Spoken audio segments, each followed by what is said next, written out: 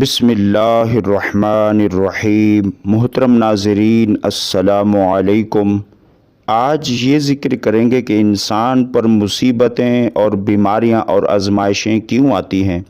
حضرت سیدنا ابو سعید خدری رضی اللہ عنہ بیان کرتے ہیں کہ رسول اللہ صلی اللہ علیہ وسلم نے ارشاد فرمایا، بے شک جناب موسیٰ علیہ السلام نے اللہ کی بارگاہ میں عرض کی، اے میرے رب، تو اپنے مومن بندے کو دنیا میں غربت زدہ اور تنگ حال بنا دیتا ہے۔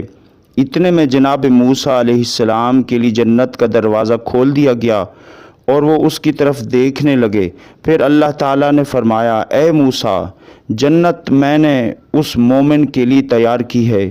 پھر جناب موسیٰ علیہ السلام نے کہا، اے میرے رب، تیری عزت کی قسم، تیرے جلال کی قسم، اگر اس مومن کے دونوں ہاتھ اور پاؤں کٹے ہوئے ہوں اور پھر اس کو اس کے یوم ولادت سے لے کر روز قیامت تک چہرے کے بل دنیا میں گھسیٹا جاتا رہے اور لیکن اس کا انجام جنت میں یہ ہوا، تو وہ یوں سمجھے گا کہ اس نے کبھی دنیا میں کوئی تکلیف دیکھی ہی نہیں۔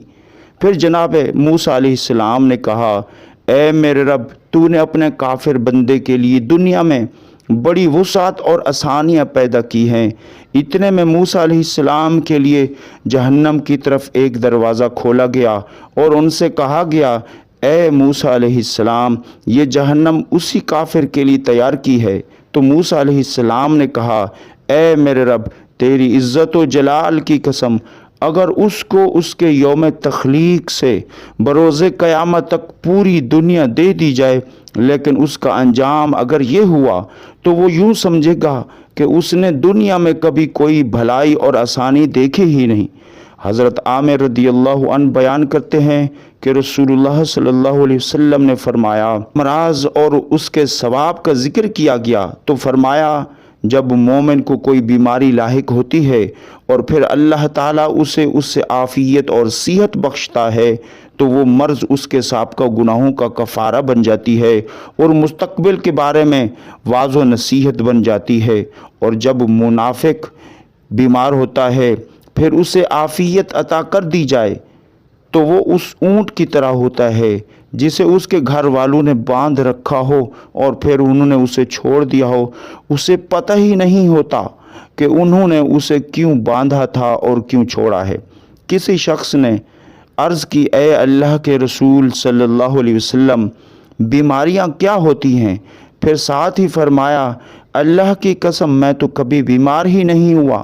اس پر آپ صلی اللہ علیہ وسلم نے ناراضگی کا اظہار فرمایا، ہمارے پاس سے تم اٹھ جاؤ، تم ہم میں سے نہیں۔